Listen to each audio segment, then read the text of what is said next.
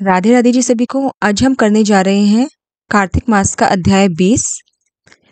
अब राजा पृथु ने पूछा, हे देव ऋषि नारद, इसके बाद युद्ध में क्या हुआ तथा वह दैत्य जलंधर किस प्रकार मारा गया? कृपया मुझे इस कथा को सुनाएं।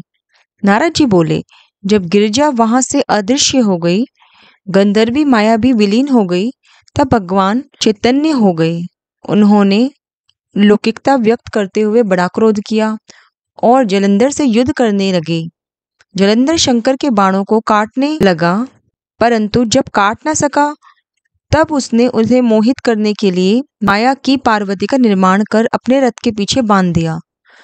तब अपनी प्रिया पार्वती को इस कष्ट में पड़ा देखकर लौकिक लीला दिखाते हुए शंकर जी व्याकुल हो गए। शंकर जी ने भयंकर रौद्र रूप धारण कर लिया। अब उनके रौद्र रूप को देखकर कोई भी दैत्य उनके सामने खड़ा होने में समर्थ ना हो सका और सब भागने और छिपने लगे। यहाँ तक कि शुंभ निशुंभ भी समर्थ ना हो सके। शिवजी ने उन शुंभ निशुंभ को श्राप देकर बड़ा धिक्कारा और कहा, तुम दोनों ने बड़ा ही अपराध किया है। तुम युद्ध से भागते हो। भागने वाले को मारना पाप है। इससे मैं तुम्हें अब नहीं मारूंगा, परंतु गौरी तुम्हें अवश्य मारेगी। शिवजी के ऐसा कहने पर जलंधर क्रोध से अग्नि के समान प्रज्वलित हो उठा। उसने शिवजी पर घोर बाण बरसाना शुरू कर दिया, धरती पे अंधकार कर दिया। तब उस दैत्य की ऐसी चेष्टा देखकर शंकर जी बड़े क्रोधित हुए। उन्होंने अपने चरणागोष्ठ से बनाए हुए सुदर्शन चक्र को चलाकर उनका सिर काट दिया। एक प्रचंड शब्द के साथ उसका सिर पृथ्वी पर गिर पड़ा। अजंत पर्वत के समान उसके शरीर के दो खंड हो गए।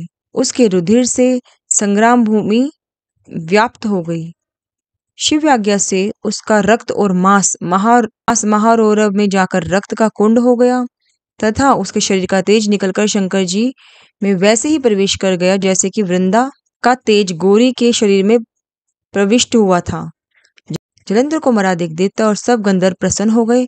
माँ शारदा की प्रेरणा स्वयं सहाय हो। सभी को राधे राधे। ये था 20वां अध्याय।